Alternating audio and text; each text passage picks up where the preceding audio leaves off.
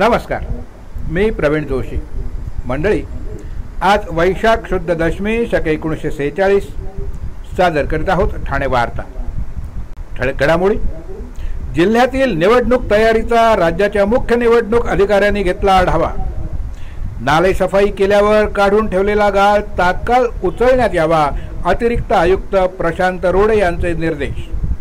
आणि ठाणे जिल्ह्यातील 6,604 मतदान केंद्रात होणार मतदान प्रक्रिया. 3,325 मतदान केंद्रांचं होणार वेबकास्टिंग.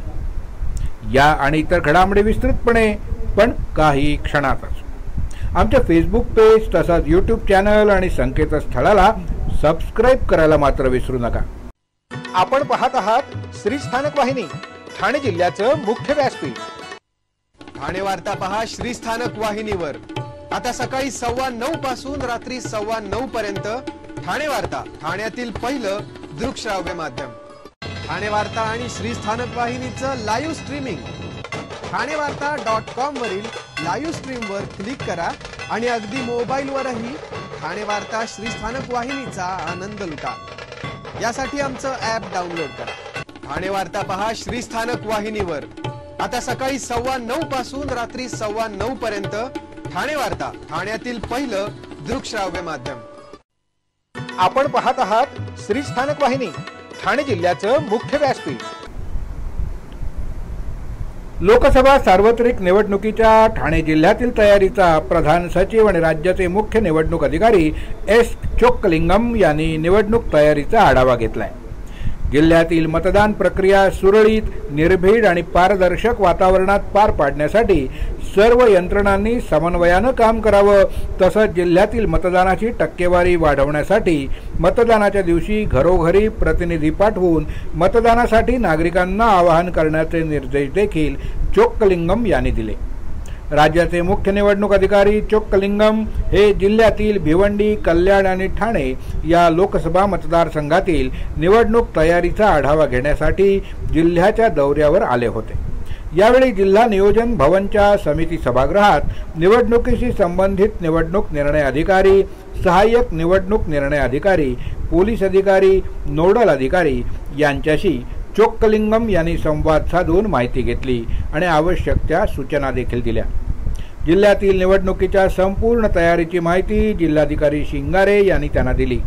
तसंच कायदा आणि सुव्यवस्थेसंदर्भात केलेल्या तयारीची माहिती संबंधित पोलीस अधिकाऱ्यांनी त्यांना दिली.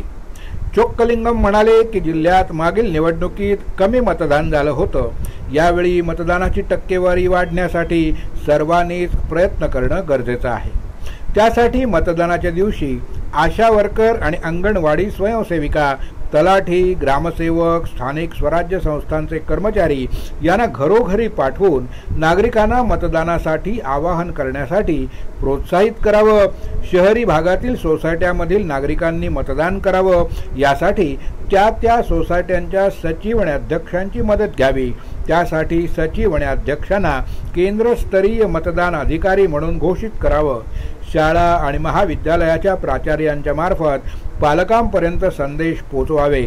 माथाडी कामगार, विविध उद्योगातील कामगार, कर्मचारी यांनी मतदान करावं. यासाठी संबंधित उद्योग आणि संस्थांच्या प्रतिनिधींशी तसंच कामगार संघटनांशी संपर्क साधावा आणि त्यांना आवाहन करावं.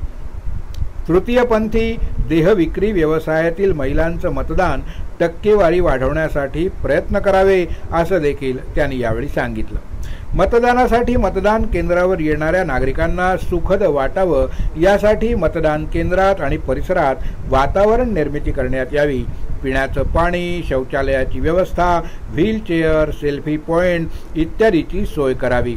मतदारांना रांगेत जास्त वेळ उभे राहावं लागू नये, यासाठी प्रत्येक केंद्रावर प्रतीक्षा कक्ष उभारता येईल का, हे देखील पाहावं. जिल्ह्यातील एकूण मतदान केंद्रांपैकी 50% मतदान केंद्रावर वेबकास्टिंगची सुविधा द्यावी. तसंच मतदान केंद्रांची जागा सुलभपणे सापडण्यासाठी QR कोड आणि गुगल मॅपचा वापर करून लोकांना माहिती द्यावी, जेणेकरून मतदारांना मतदान केंद्रावर पोहोचण्यास कोणतीही अडचण येणार नाही, असं चोक्कलिंगम यांनी यावेळी सांगितलं. यावेळी जिल्हाधिकारी शिंगारे, तीनही पोलीस आयुक्तालयांचे पोलीस आयुक्त, पोलीस अधीक्षक, तीनही मतदारसंघांचे निवडणूक निर्णय अधिकारी यांनी मतदारसंघात केलेल्या तयारीची माहिती सादर केली. जिल्ह्यातील भिवंडी, कल्याण आणि ठाणे या लोकसभा मतदारसंघात एकूण सुमारे 66,78,476 मतदारांना येत्या 20 मे 2024 रोजी मतदानाचा हक्क बजावता येणार आहे. मतदानासाठी जिल्ह्यात तीनही लोकसभा मतदारसंघ मिळून एकूण 6,604 मतदान केंद्र उभारण्यात आली आहेत. यामध्ये 36 मतदान केंद्र ही सोसायटींच्या क्लब हाऊसमध्ये असणार आहेत. लोकसभा सार्वत्रिक निवडणुकीच्या मतदानासाठी ठाणे जिल्ह्यात संपूर्ण तयारी करण्यात आली आहे. जिल्ह्यातील तीनही लोकसभा मतदारसंघात मतदानासाठी विविध सुविधा निर्माण करण्यात आल्या आहेत. जिल्ह्यात सर्व विधानसभा मतदारसंघात मतदान केंद्र उभारण्यात आली आहेत. सुलभ निवडणूक संकल्पनेनुसार ही सर्व मतदान केंद्र तळमजल्यावरच आणण्यात आली आहे. या मतदान केंद्रामध्ये मतदारांसाठी पिण्याच्या पाण्याची सुविधा, स्वच्छतागृह, ऊन लागू नये म्हणून सावलीची व्यवस्था, रॅम्प, व्हीलचेअर इत्यादी सुविधा पुरवण्यात येणार आहेत. जिल्ह्यात एकूण 6,604 मतदान केंद्र उभारण्यात आली आहेत. भिवंडी लोकसभा मतदारसंघात 2,191 केंद्र आहेत. यात 134 भिवंडी ग्रामीणमध्ये 345 मतदान केंद्र, 135 शहापूरमध्ये 326 मतदान केंद्र, 136 भिवंडी पश्चिममध्ये 297 मतदान केंद्र, 137 भिवंडी पूर्वमध्ये 314 मतदान केंद्र, 138 कल्याण पश्चिममध्ये 398 मतदान केंद्र, 139 मुरबाडमध्ये 511 मतदान केंद्रांचा समावेश आहे.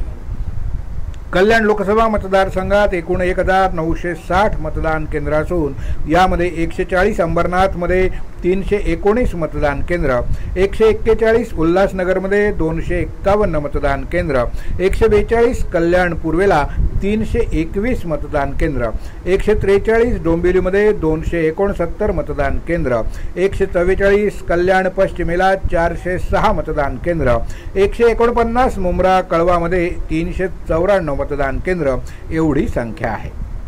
ठाणे लोकसभा मतदारसंघात एकूण 2,453 मतदार केंद्रांची संख्या आहे.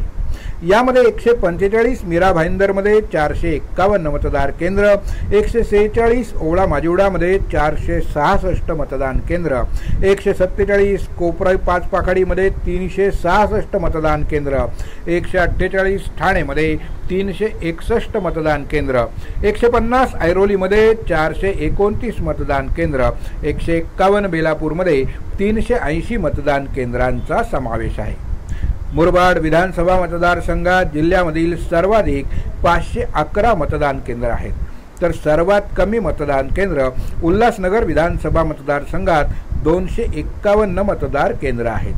यामध्ये जिल्ह्यात एकूण 18 मतदान केंद्र महिलांद्वारे चालवण्यात येणार असून 18 मतदान केंद्र ही दिव्यांग आणि 18 मतदान केंद्र ही युवकांद्वारे चालवण्यात येणार आहेत. जिल्ह्यातील एकूण 6,604 मतदान केंद्रांपैकी 3,325 मतदान केंद्रावर वेब कास्टिंगची सुविधा उपलब्ध करून देण्यात येणार आहे.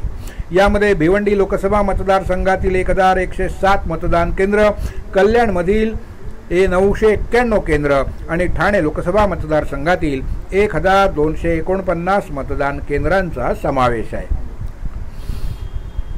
राज्याचे मुख्य निवडणूक अधिकारी तथा प्रधान सचिव एस चोक्कलिंगम यांनी ठाण्यातील होरायझन स्कूल या ठिकाणी असलेल्या EVM स्ट्रॉंग रूमला भेट देऊन लोकसभा सार्वत्रिक निवडणूक 2024च्या अनुषंगिक तयारीची पाहणी केली. जिल्ह्यात येत्या 20 मे रोजी 2024ला मतदानाची प्रक्रिया पार पडणार असून ही प्रक्रिया पार पडल्यानंतर लोकसभा मतदारसंघनिहाय EVM मशीन स्ट्रॉंग रूममध्ये ठेवण्यात येणार आहेत. ठाणे लोकसभा मतदारसंघातील स्ट्रॉंग रूम होरायझन स्कूल इथं आहे. या स्ट्रॉंग रूमची पाहणी मुख्य निवडणूक अधिकारी चोक्कलिंगम यांनी केली. यावेळी जिल्हाधिकारी अशोक शिंगारे, ठाणे महानगरपालिका आयुक्त सौरभ राव, पोलीस आयुक्त आशुतोष डुमरे, ठाणे लोकसभा मतदारसंघाच्या निवडणूक निर्णय अधिकारी मनीषा जायभाये इत्यादी उपस्थित होते.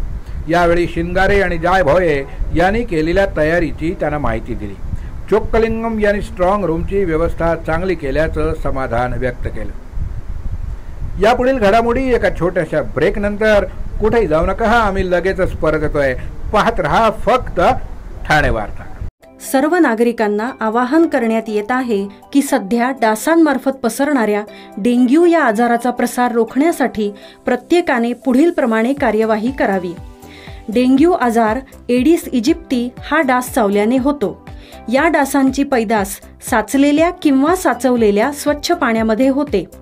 8 दिवसांपेक्षा जास्त दिवस पाणी उघडे व साचून राहिल्यास त्यात डास अंडी घालतात. अंड्यांच्या अळ्या तयार होऊन पुढे डास तयार होतात. यासाठी आपल्या घरातील पाणी साठे, उदाहरणार्थ बॅरल्स, पिंपे, टाक्या, हौद, रांजणे इत्यादी दर आठवड्याला रिकामे करून घासून पुसून कोरडे करून पुन्हा भरावे. 1 दिवस कोरडा दिवस म्हणून पाळावा. पाणी साठ्यांना घट्ट झाकणे बसवावीत किंवा जुनी साडी, चादर, धोतर यांनी बांधून झाकून ठेवावीत, म्हणजे डास त्यात जाऊन अंडी घालणार नाहीत. घराच्या गच्चीवर, आजूबाजूला, अंगणात कोठेही पाणी साचू देऊ नये. भंगार सामान उघड्यावर टाकू नये. उदाहरणार्थ टायर्स, प्लास्टिक सामान, कुंड्या, टाकाऊ वस्तू इत्यादी. अशा सामानात पावसाचे पाणी साठून त्यात डेंग्यूच्या डासांची पैदास होते. घरातील कूलर्स, फ्रीजच्या पाठीमागील ट्रे हे देखील वेळोवेळी कोरडे करावेत. लक्षात ठेवा, नुसत्या फवारणीने डास घनता कमी होत नाही, तर त्यासाठी डास पैदास ठिकाणे नष्ट करणे ही आपल्या सर्वांची जबाबदारी आहे. कोणताही ताप अंगावर न काढता जवळच्या शासकीय रुग्णालयात मोफत औषधोपचार घ्या. अशा प्रकारे नागरिकांनी सहकार्य केल्यास डेंग्यूचा प्रसार रोखणे सहज शक्य आहे. ब्रेक नंतर आपलं पुन्हा एकदा स्वागत. ठाणे महानगरपालिका क्षेत्रात सध्या नाले सफाईची कामं सुरू आहेत. या नाल्यातून मोठ्या प्रमाणावर गाळ आणि कचरा काढला जात असून तो रस्त्यावर जास्त काळ न ठेवता तात्काळ उचलण्यात यावा. परिसरात दुर्गंधी पसरू नये अशा सूचना ठाणे महानगरपालिकेचे अतिरिक्त आयुक्त प्रशांत रोडे यांनी दिल्या आहेत. अतिरिक्त आयुक्त प्रशांत रोडे यांनी शुक्रवारी नौपाडा, कोपरी, वागळे इस्टेट या भागातील नाले सफाईच्या कामांची पाहणी केली. त्यावेळी त्यांनी गाळ उचलण्याबाबत सूचना देखील दिल्या. ज्ञानसाधना महाविद्यालयाजवळील नाल्याच्या कामाची त्यांनी पाहणी केली. नाले सफाईच्या कामाचा वेग वाढवून कोणत्याही परिस्थितीत नियोजित वेळेत ही कामं पूर्ण करण्यात यावीत. त्यासाठी दैनंदिन स्वरूपात या कामाचा आढावा घेण्याच्या सूचना देखील रोडे यांनी घनकचरा व्यवस्थापन विभागाला यावेळी दिल्या. लोकसभा निवडणुकीसाठी 20 मे रोजी होत असलेल्या मतदानाच्या पार्श्वभूमीवर शुक्रवारी ठाणे महानगरपालिका क्षेत्रातील 150 शाळा आणि त्यांच्या परिसरात सर्वंकष स्वच्छता अभियान राबवण्यात आलं. मतदान केंद्र आणि परिसर स्वच्छ करण्यावर या अभियानात भर देण्यात आला. महानगरपालिका आयुक्त सौरभ राव यांनी ठाणे महानगरपालिका क्षेत्रात असलेल्या सर्व शाळांमधील मतदान केंद्र तसंच आजूबाजूचा परिसर स्वच्छ करण्याचे निर्देश दिले. त्यानुसार सर्व शाळांमध्ये सफाई मोहिमेचं आयोजन करण्यात आलं होतं. त्यात महानगरपालिका आणि जिल्हा परिषदेच्या 62 शाळा आणि 88 खाजगी शाळा अशा एकूण 150 शाळांचा समावेश होता. या मोहिमेची सुरुवात कोपरीमधल्या महापालिका शाळा क्रमांक 16 इथं करण्यात आली. या शाळेतील मतदान केंद्रांची सफाई करण्यात आली तसंच परिसर देखील स्वच्छ करण्यात आला. यावेळी अतिरिक्त आयुक्त प्रशांत रोडे, उपायुक्त घनकचरा व्यवस्थापन तुषार पवार, उपायुक्त शिक्षण सचिन पवार, आरोग्य अधिकारी डॉक्टर राणी शिंदे हे वरिष्ठ अधिकारी आणि कर्मचारी या सफाई मोहिमेत सहभागी झाले होते. ठाणे महानगरपालिका क्षेत्रात कोणतीही नैसर्गिक आपत्ती येणार असेल तर त्याची आगाऊ सूचना नागरिकांना मिळावी यासाठी सक्षम यंत्रणा तयार करण्याचा महानगरपालिकेचा प्रयत्न आहे. या प्रकारच्या यंत्रणेची आवश्यकता या प्राथमिक कृती आराखड्यामुळे अधोरेखित झाली आहे. एखाद्या आपत्तीचा इशारा मिळाल्यानंतर त्याच्याशी निगडीत यंत्रणांनी कशा प्रकारचा जलद गतीनं त्या आपत्तीचा सामना करावा, त्याचे अपेक्षित परिणाम काय आहेत आणि काय होतील याची एक प्रमाणित कार्यपद्धती तयार करण्यास ठाणे पूर धोका नियंत्रण कृती आराखड्याची मदत होईल असं प्रतिपादन महानगरपालिका आयुक्त सौरभ राव यांनी केलं आहे. ठाणे महानगरपालिका क्षेत्रात अतिवृष्टीच्या काळात साचणाऱ्या पाण्यामुळे निर्माण होणाऱ्या पूर परिस्थितीचा धोका नियंत्रणात आणण्यासाठी ठाणे पूर धोका नियंत्रण कृती आराखडा तयार करण्यात येत आहे। या आराखड्याची प्राथमिक रूपरेषा ठाणे महापालिका आयुक्त सौरभ राव यांना सादर करण्यात आली। अतिवृष्टीच्या काळात सखल भागात साठणारं पाणी